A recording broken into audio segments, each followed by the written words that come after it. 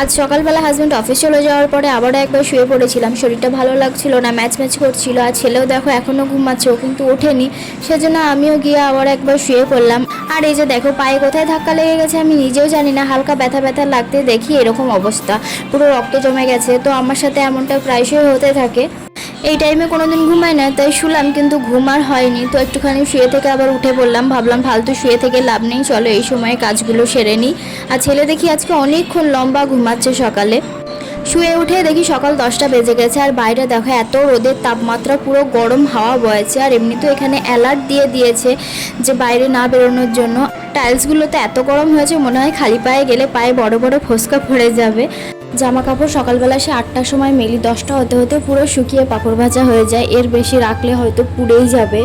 এখানকার গরম আমাদের ওয়েস্ট বেঙ্গলের তুলনায় অনেকটাই বেশি। এখানে দিনের বেলা তো মনে হয় যে বাইরে বেরোনোই যাবে না, বাইরে বেরোতে ইচ্ছেই করে না।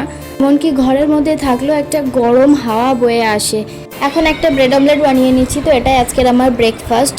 বাবুকে আগেই ওর খাবার আমি খাইয়ে দিয়েছি। তারপরে এই যে দেখো বসে বসে ছেলে আর আমি খাচ্ছিলাম, তখন সামনের ঘরে দিদি একবার ডাকলো, বললো আসো আমাদের ঘরে একটু বসবা। তাই দেখো দিদিদের ঘরে গেলাম। আর দিদির ছেলে স্কুল ছুটি পড়ে গেছে, সামার ভ্যাকেশন দিয়েছে, তো দিদিরা কালকে ছুটি যাবে।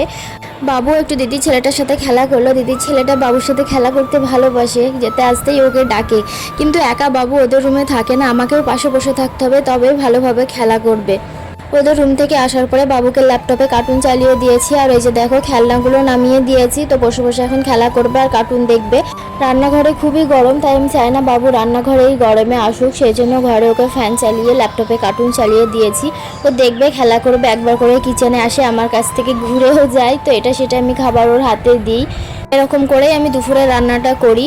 মেয়েদের জীবনটা বিয়ে হওয়ার পরে যতটা না পাল্টায়, সন্তান হওয়ার পরে সম্পূর্ণ পাল্টে যায়। তখন নিজের জন্য আর কিছুই থাকে না, বা নিজের জন্য আর কোনো কিছুই ইচ্ছেও করে না।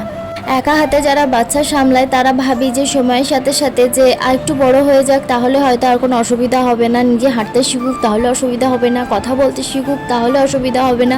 কিন্তু এইগুলো একদমই নয়। যতই ধীরে ধীরে বড় হয়, প্রতিটা স্টেপেই কিন্তু কিছু না কিছু চলতেই থাকে।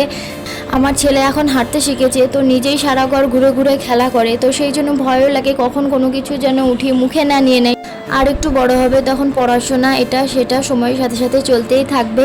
যারা আমার মতো সম্পূর্ণটাই একা বাচ্চা সামলাও, সংসার সামলাও, তারা হয়তো এই জিনিসগুলো খুবই ভালোভাবে বুঝতে পারবে।